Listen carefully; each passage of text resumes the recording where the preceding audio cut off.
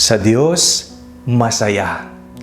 Ako po si Father Fiel Pareha at ito po ang ating segment, ang Daily Devotion, na kung saan tayo po ay magdarasal, magbabasa at magninilay kasama ng salita ng Diyos sa buong taon. Manalangin tayo. Sa ngalan ng Ama, ng Anak at ng Espiritu Santo. Amen. Halina, banal na Espiritu, liwanagan mo ang aming puso at isip, nang maunawaan at may sa buhay namin ang iyong salita. Amen. Our Bible passage for today is from the book of Psalms, chapter 98, verses 1, verses 7 to 9, and I read it for you.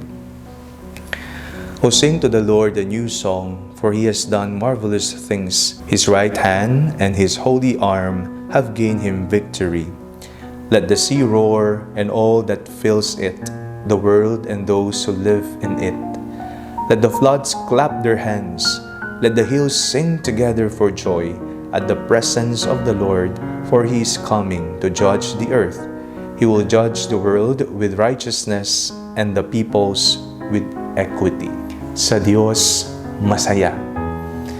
Masaya ang Panginoon, masaya ang kanyang nilikha, maging ang kalangitan, ang karagatan, ang kabundukan, lahat ng kanyang nilikha. Bakit po nakasimangot tayo ngayong araw na ito? Bakit po tayo ay nagkukulong? Bakit lumuluha ang ating mga mata? Ito po ay isang katotohanan na bukod sa masaya, meron din po tayong pinagdaraan ng mga problema sa buhay, mga pagsubok na bahagi na ng ating pag-iral dito sa mundo, sa iba't ibang mga kadahilanan, kaya po meron tayong nararanasang kapighatian. Pero ang Diyos, masaya. Sa mga pagkakataon, napasuko na tayo sa buhay, ngumiti tayo sapagkat alam natin, ang Diyos, itataguyod tayo. At ayaw niyang susuko tayo, maging masaya tayo sa buhay. Ang pinagmumulan ng ating saya ay hindi namang gawa-gawa lamang o kaya naman pansamantala o peking tuwa lamang, sapagkat ang ating saya ay magmumula sa Panginoon. Our joy will come from the Lord. God is our true source of joy.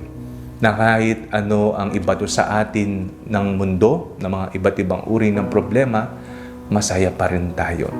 Kaya may tinatawag pong joyful bearing of the cross. Papasanin natin anuman ang krus na iyan, sapagkat alam natin kasama natin si Jesus na papasan sa ating mga pinagdaraanan. Manalangin tayo. Panginoong Jesucristo, kayo po ang aming tuwa. Panginoon, palagi po sana naming maranasan ang ligaya na sa inyo lamang namin madarama. Amen. Sa ngalan ng Ama, ng Anak at ng Espiritu Santo. Amen. Huwag po ninyong kalimutang i-like ang video ito, mag-comment po kayo and share it with your family and friends. Ang Panalangin Bago Matulog ay may sariling Facebook page na po. Huwag niyo pong kakalimutang mag-like at mag-follow dito, and do not forget to subscribe to our YouTube channel. I-click niyo lamang po ang link na nasa description ng video ito, o kaya naman po just search Father Fiel Pareha. At kung nais niyo pong maging updated sa ating pagpapahayag, you can join our broadcast channel dito po sa ating Facebook page o kaya naman po sa ating bulletin board sa TikTok app. God bless you po.